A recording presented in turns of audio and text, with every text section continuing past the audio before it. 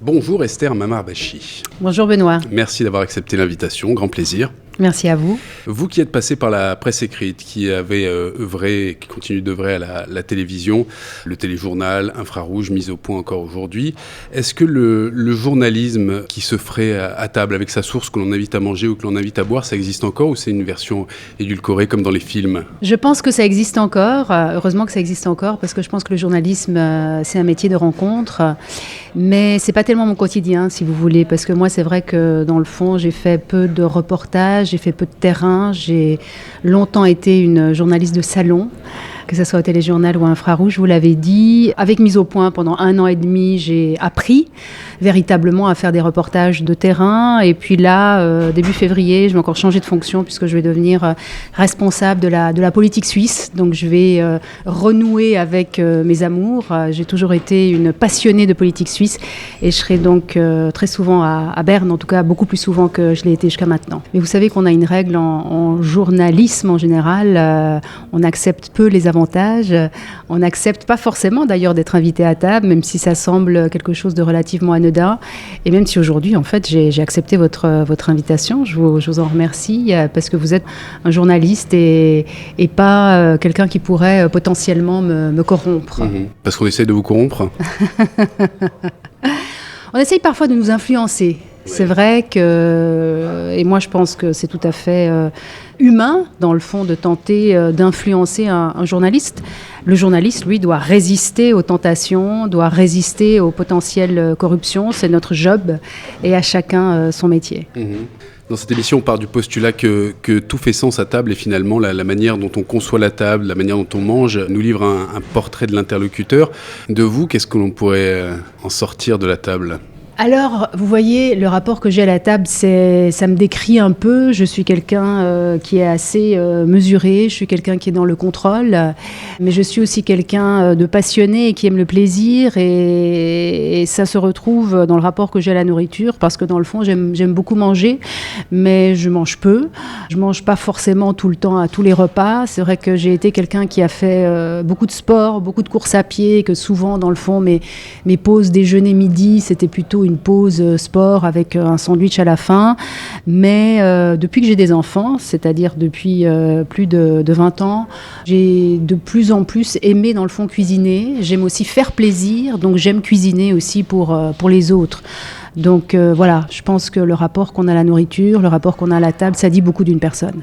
Le rapport à la nourriture dans la famille, à l'alimentation, il était lequel ? Il y avait une éducation, on peut le dire comme ça, qui était formalisée ou Moi, j'ai une mère espagnole et un père syrien. J'ai grandi à Fribourg, donc je rassure tout le monde, je mange du fromage et j'aime beaucoup la fondue.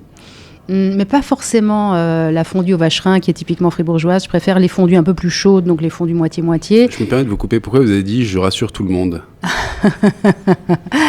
Je rassure tout le monde parce que c'est un petit peu un clin d'œil à certains qui verraient dans mon patronyme des origines étrangères. Ça arrive encore qu'on fasse la remarque ? Non, dans le fond, presque plus. Et d'ailleurs, c'est plutôt étonnant. Ça m'est arrivé, si vous voulez, je ne suis pas forcément très cohérente dans ma réponse, mais ça m'est arrivé d'avoir des questionnements anonymes, notamment parfois sur mon patronyme, qui m'accusaient d'être trop pro-ci ou trop pro-ça. Mais j'ai coutume de dire que j'ai très peu été victime ou subi du racisme ou de la xénophobie plutôt, puisque dans le fond, je pense que être étrangère, quand on vient d'une famille, disons, relativement aisée, ce qui a été mon cas. Mon père n'était pas ouvrier, ma mère non plus. Et donc, je pense que la xénophobie dont on peut parfois être victime, c'est aussi une histoire de classe. J'ai toujours senti, si vous voulez, petite, que j'étais différente, mais on m'a jamais, dans le fond, tellement rappelé que j'étais étrangère. J'étais différente parce que, voilà, je skiais pas à 3 ans, parce que je fêtais pas la Bénichon à Fribourg comme tous mes petits camarades. Donc voilà, pour répondre à votre question. Ma mère, qui a toujours travaillé, qui était prof d'espagnol, je dirais c'est quelqu'un qui a énormément de qualités. Sa qualité première, c'est pas forcément d'être cuisinière. Je pense qu'elle préparait à manger un peu par devoir. En revanche, elle nous faisait des repas de fête, comme la paella. Et c'est mon père qui est plus, si vous voulez, gourmand et qui, lui, nous a bercés à la nourriture moyen-orientale, donc au mtabal, au kebé, au taboulé. Donc voilà, ça, c'est quelque chose qui m'a accompagnée jusqu'à aujourd'hui et c'est des mets que je prépare à mes enfants et tout le monde aime beaucoup ça. Et qui va à l'encontre au passage de quelques clichés du père cuisinier qui complètement enseigne, éduque à l'alimentation aussi. Voilà, exactement. Ouais. Non, j'ai un père qui est très moderne.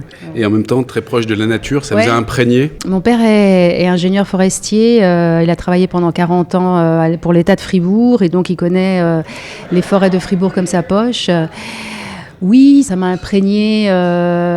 Oui, parce qu'il m'a appris à aimer la nature. Moi, j'ai commencé à courir la course à pied, qui a aussi été une de mes passions que j'ai dû malheureusement arrêter. Mais c'est vrai que à partir de 16 ans, j'ai fait ma rébellion adolescente de façon très gentille, j'ai envie de dire. J'ai commencé à courir et je courais dans les forêts que mon père m'avait montré, où mon père m'avait accompagné. Et oui, quand je vois des arbres, si vous voulez, c'est vrai que souvent je pense à mon père et c'est quelque chose aussi qu'il a transmis à mes enfants parce qu'il leur a transmis cet amour pour la nature et cet amour pour les forêts. Quand on est attentif à la nature, on est attentif par déclinaison à tout ce qui touche aussi à la table d'une alimentation respectueuse. Oui, moi je pense que la meilleure alimentation, c'est l'alimentation qui respecte les saisons. Donc voilà, je pense que c'est important de manger local. Derrière le discours, est-ce qu'on arrive à concrétiser ? Oui, je pense qu'on arrive à concrétiser. On a parfois des incohérences, comme manger par exemple des avocats ou manger des tomates. C'est vrai que moi, je mange des tomates quasiment durant toute l'année, je l'avoue. Mais il y a aussi des tomates qui sont produites à Genève sous serre. Moi, j'ai une fille qui a été végétarienne à l'âge déjà de 12-13 ans. Elle continue à manger du poisson, mais avait totalement arrêté de manger de la viande. Depuis 2 ans, elle est végane. Alors, depuis 2 ans, heureusement, elle n'habite plus avec moi.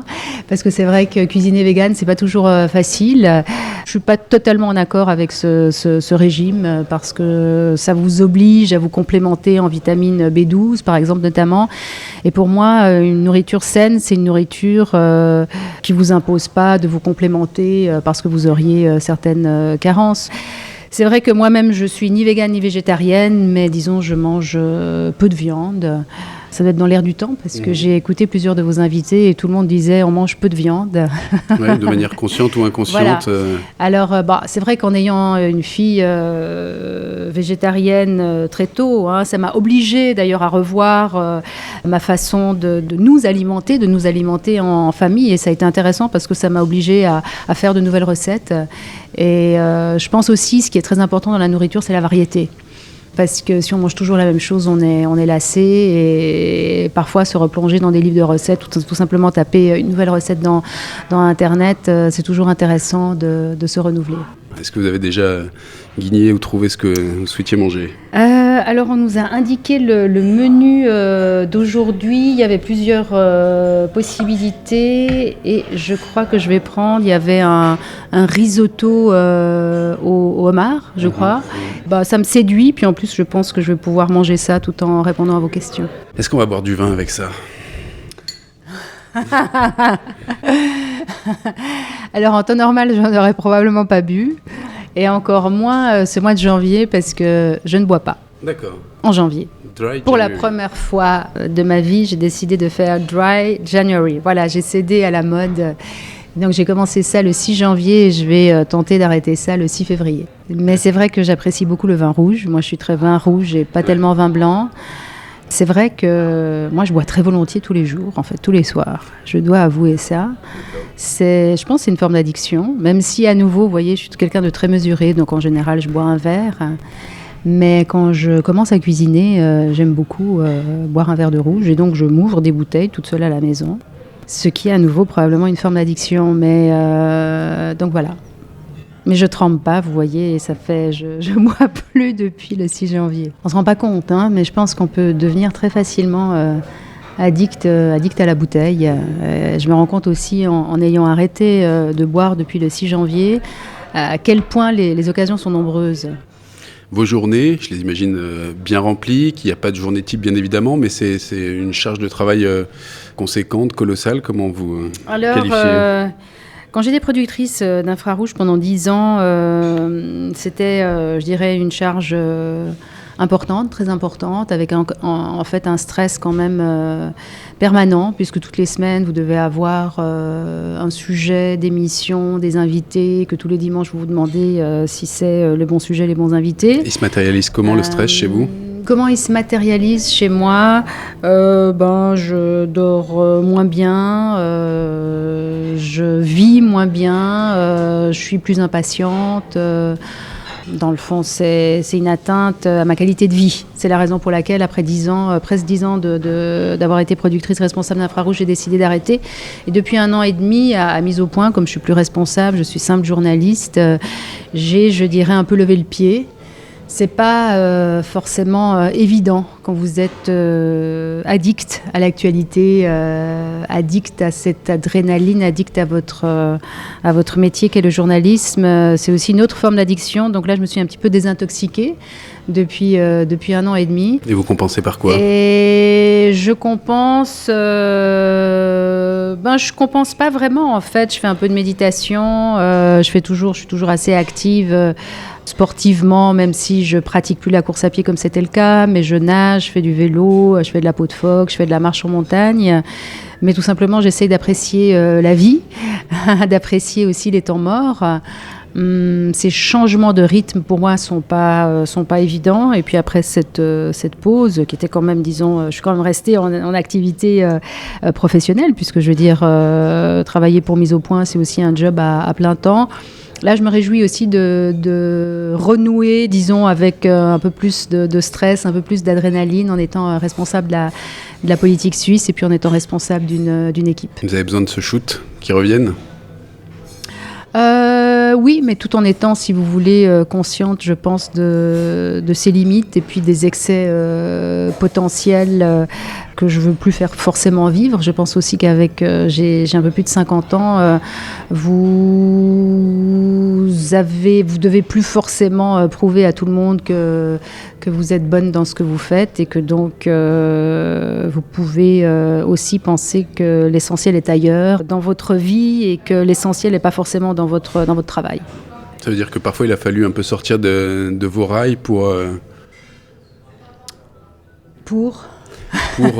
montrer que vous êtes bonne dans ce que vous faites ou disons que j'ai été, je pense, un peu une employée modèle et que je le suis toujours, c'est-à-dire que je suis quelqu'un de très consciencieuse et qui n'ai pas calculé mes heures et parfois ça s'est fait au détriment de ma vie privée, de la qualité du temps que j'ai donné à mes enfants et qu'aujourd'hui je le paye un peu avec des enfants qui... peut-être me disent que j'ai été quand même pas mal stressée dans ma vie professionnelle et que j'ai ramené aussi ce stress à la maison. Est-ce que dans votre conception, le journalisme, entre guillemets, total, est compatible avec une vie de famille ? C'est compliqué. Honnêtement, je pense que c'est compliqué. Je pense que c'est possible. Je suis convaincue que... Merci beaucoup. Merci. Un bon appétit. Merci. Je suis convaincue que si vous voulez, les femmes peuvent avoir une vie professionnelle palpitante avec des responsabilités, des enfants, mais honnêtement, c'est pas évident. Donc je pense qu'il faut trouver le bon équilibre. Je pense qu'il faut trouver le bon dosage. Je pense qu'il faut aussi avoir le bon conjoint. Je suis toujours très critique vis-à-vis de certaines femmes qui disent publiquement « j'ai renoncé à ma vie de mère pour avoir une activité professionnelle intense ». Je suis très déçue et très fâchée avec ces femmes parce que je pense que c'est possible. On a l'exemple de la nouvelle présidente de la Commission européenne qui a 7 enfants et qui a eu régulièrement, en tout cas, une vie active. Mais voilà, je pense qu'il y a des moments, quand on a des enfants, qu'il faut savoir s'arrêter. Je pense qu'il y a des moments très importants qu'il ne faut pas rater. Alors, les nounous, les jeunes filles au père, c'est bien, c'est très important. Mais il y a des moments où le père ou la mère doit être là. Donc voilà. Je vous laisse entamer. Bon appétit. Bon appétit. Ça a l'air bon. Est-ce que vous avez vu varier votre notoriété avec les différents postes plus ou moins exposés que vous avez occupés ? Bon, si vous voulez, la notoriété maximale, vous l'avez quand vous présentez le 19h30 à la RTS. C'est dans le fond ce qui m'a permis d'avoir de la notoriété. Après, Infrarouge, c'est une émission de deuxième partie de soirée. Au début, elle était diffusée à 22h30. Et puis depuis quelques années, elle est diffusée un petit peu plus tôt à 21h15. Enfin, c'est vraiment le 19h30, si vous voulez, qui vous donne de la visibilité. Et puis après... vous la maintenez ou pas. C'est vrai qu'il y a aussi une histoire de longévité. On le voit bien sûr avec Darius Rochebin qui présente le 19h30 depuis plus de 20 ans. Moi, le fait que j'ai présenté aussi pendant plus de 10 ans en fait Infrarouge vous donne aussi une notoriété, une réputation. Donc voilà. C'était quoi votre réputation ? C'est une question que vous devez poser aux autres, à mes invités, pas à moi. Oui, justement. Je pense que j'ai la modestie de penser que beaucoup pensent que je suis une journaliste sérieuse. Une journaliste qui travaille, qui connaît ses dossiers et qui tend à une forme d'impartialité. Même si j'ai beaucoup été critiquée. J'ai parfois trouvé les critiques très dures. J'ai très mal vécu la campagne Nobilag. J'ai trouvé que certains étaient très injustes avec nous et j'ai pensé à arrêter mon métier. J'ai été heurtée par certaines critiques. Peut-être parce que ça se rajoutait, si vous voulez, à d'autres critiques que j'avais déjà eues, qui étaient plus liées à ma façon de modérer des débats. On m'a beaucoup reproché de couper la parole, d'être très sévère. Ce que je suis, ce que j'assume, c'est un qualificatif, disons, qui m'a poursuivi durant toute ma carrière. Certains, très vite, m'ont dit « mais tu es quelqu'un de très sérieux ». Oui, je suis quelqu'un de sérieux. Je pense qu'on fait un métier... Vous disiez sérieux ou vous disiez autre chose ? Froideur ou... Alors, j'ai retenu le qualificatif de sérieux. Oui, bien sûr. Non, bien sûr. Froide, dure... C'est vrai que je l'ai été. C'est vrai que c'était une façon peut-être... j'étais stressée et donc si vous voulez, le stress vous le maîtrisez plus ou moins et que parfois en le maîtrisant vous devenez un peu cassante, un peu froide. C'est vrai que c'est des qualificatifs que j'ai eus. Je préfère garder celui de sérieuse parce que pour moi c'est quelque chose de positif. Et donc voilà, c'est celui que je garde. Mais voilà, il y a des débats. Dans des débats, il y a aussi des moments difficiles et que donc pour maîtriser votre plateau, parfois... vous avez le ton de la voix qui monte et que donc vous vous montrez un petit peu cassante. Mais il y a parce que c'est peut-être aussi des critères suisses. Il y a d'autres pays qui nous sont proches où couper la parole, être rentre dedans, pour le dire clairement, ça fait partie aussi des qualités d'un style. Peut-être, c'est aussi une culture. Je pense que c'est aussi, si vous voulez, une histoire de sexe. Je pense que quand on est femme et qu'on mène un débat, il y a les attributs typiquement féminins qu'on n'a pas ou qu'on a moins, maternel, gentil, doux, etc. Le débat à la RTS, anciennement TSR, a très souvent été des débats qui ont été animés par des femmes. Et c'est très intéressant de voir que les femmes étaient souvent davantage critiquées, si vous voulez, que les hommes. Donc voilà, mais enfin, ça fait partie... de l'évolution de la société et peut-être que dans quelques années on pourra mener un débat indifféremment qu'on soit un homme ou qu'on soit une femme, ou en tout cas on n'aura pas les critiques qu'on a aujourd'hui. La passion pour la course, elle est née comment, l'étincelle, elle s'est allumée comment ? La passion pour la course, elle est vraiment née, j'avais 16 ans, je voulais perdre du poids, à peu près comme 90% des jeunes filles. À tort ou à raison ? À tort. Non, à tort, bien sûr, j'étais mince.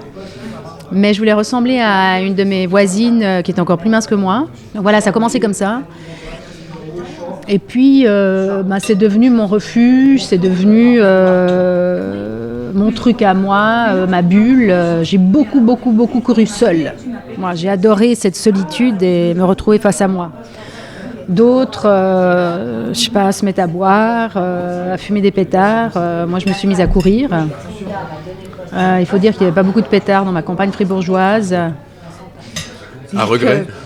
Non, alors pas du tout. Non, alors pas du tout. Et que voilà, moi j'ai commencé à boire aussi très tard en fait. J'étais quelqu'un de très sérieuse et d'assez sage, et de toujours très mesurée. Et donc voilà, c'est comme ça, si vous voulez, que j'ai commencé à courir. Et puis c'est quelque chose que j'ai jamais arrêté. Presque jamais arrêté. Durant mes grossesses, j'ai évidemment arrêté de courir. Mais j'ai toujours estimé que j'étais une coureuse, si vous voulez, relativement raisonnable, parce que parfois je courais 1 fois par semaine. J'ai couru jusqu'à maximum 3 fois par semaine. Même en période de marathon. J'ai d'ailleurs fait que 2 marathons. Mais New York. Ouais, j'ai fait 2 fois New York. Ouais. Donc voilà, mais malgré ça, si vous voulez, en 2011, j'ai constaté que j'avais des problèmes de hanche. Une déchirure dans la hanche gauche, déchirure du labrum, pour ceux qui connaissent le labrum. Donc voilà. Donc on m'a conseillé d'arrêter de courir, et donc du jour au lendemain, j'ai vraiment arrêté de courir. Parce que si vous voulez, pour moi, la conception du sport, c'est quelque chose qui doit vous faire du bien. À partir du moment où on se fait du mal, ben voilà, j'arrête. Mais c'est vrai que pour mon équilibre à moi, c'est important d'être en mouvement, d'être nourri quand même à cette adrénaline qui est importante pour moi. Et donc voilà, je me suis recyclée dans d'autres sports un peu plus pépères, un peu plus de mon âge. Et comment vous compensez, entre gros guillemets, ces plaisirs solitaires de celle qui court et qui a la tête qui gamberge ou qui est... Mais alors les plaisirs solitaires, si vous voulez, sportifs, continuent, puisque je marche aussi seule, je nage seule aussi. C'est aussi des activités que je fais avec des amis, mais je continue, si vous voulez, à pratiquer du sport seul ou même en peau de phoque. Je veux dire, ça m'arrive de faire du dénivelé seul. J'aime ces moments-là. Mais c'est aussi... j'ai aussi beaucoup couru avec des amis. Donc j'ai vraiment des amis de course à pied.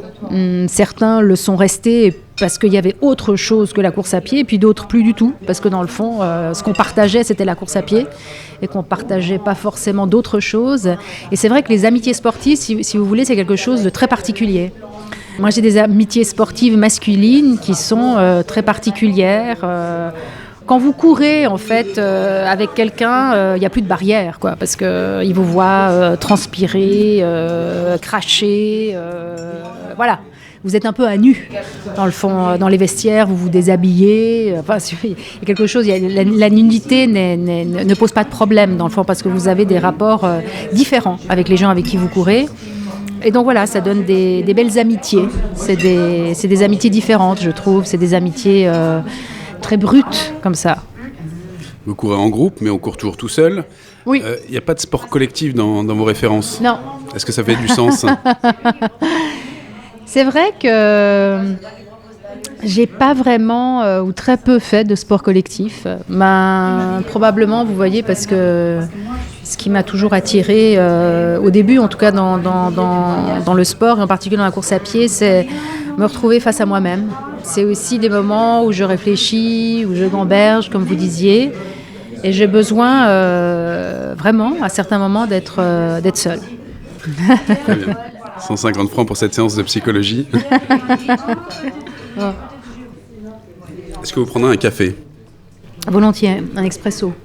Le café, l'expresso, c'est l'allié de la journaliste qui court partout? Ouais, j'adore le café. J'en bois le matin et je m'octroie un dernier café, souvent après le déjeuner. Mais j'en abuse pas, parce que sinon je dors pas.